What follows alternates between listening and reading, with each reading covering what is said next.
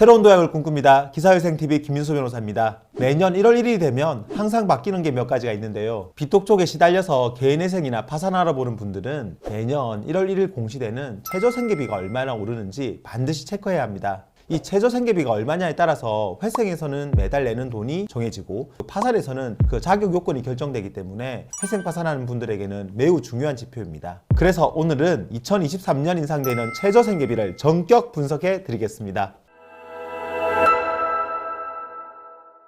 먼저 금액부터 말씀을 드리면 2023년 기준으로 1인 가구 최저생계비는 약 125만원 정도, 2인 가구는 약 207만원, 3인 가구는 약 266만원, 4인 가구는 약 324만원, 5인 가구는 약 380만원 정도 됩니다. 2023년이 2022년과 비교해서 그 금액이 대략적으로 한 5%에서 한 7% 내외로 올랐는데요. 1인 가구의 경우는 약 8만원 올라서 그 폭이 가장 크고요. 2인 가구는 약 11만 7천원, 3인 가구는 약 14만원 정도 올랐습니다.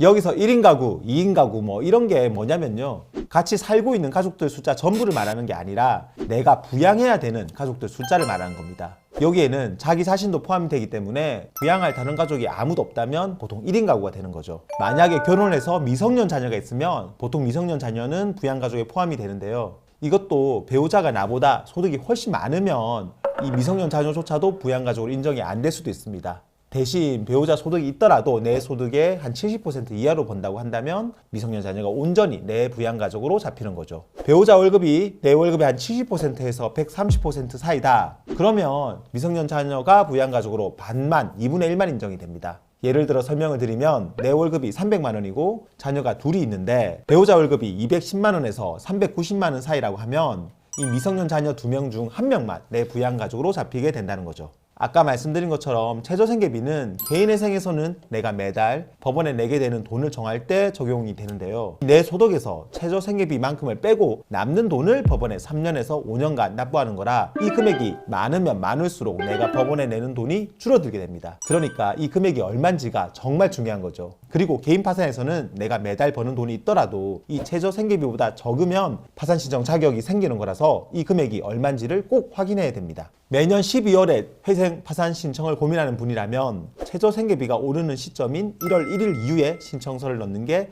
금전적인 면에서는 훨씬 더 유리합니다. 내가 개인회생 신청서를 내는 시점을 기준으로 최저생계비가 정해지기 때문에 며칠 사이로 법원에 납부하는 돈이 크게 달라질 수가 있거든요. 물론 빚독 쪽이 너무 심해서 견디기가 너무 힘들다. 그래서 하루라도 빨리 신청서 내고 빨리 금지명령 받고 싶다. 그러는 분들이라면 매달 몇만 원 더 내더라도 당장 신청을 하는 것도 꼭 나쁜 선택은 아닙니다.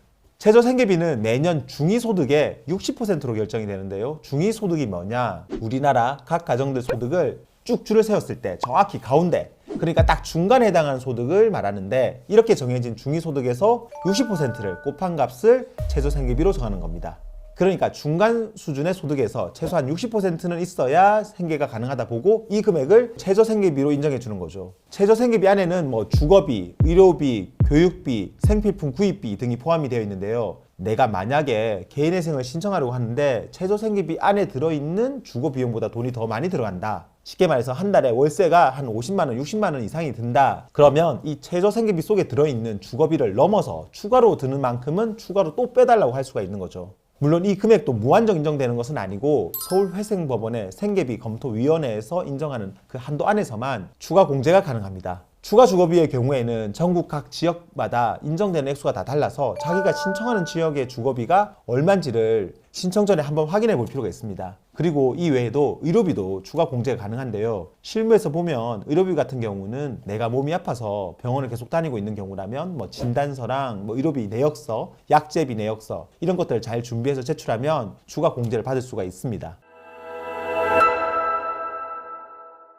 오늘은 2023년부터 바뀌는 최저생계비 액수에 대해서 말씀을 드렸는데요. 오늘 말씀드린 것처럼 이 금액에 의해서 내가 매달 내는 개인회생 금액이 달라지고 파산 신청 자격이 되는지가 결정되기 때문에 이 내용은 꼭 기억하시기 바랍니다. 오늘 영상 보고 궁금한 점 있으면 아래 댓글이나 전화로 문의 주시면 언제든 답변 드리겠습니다. 구독과 좋아요 그리고 알림 설정 부탁드리고요. 다음에도 더 좋은 주제로 찾아뵙겠습니다. 감사합니다.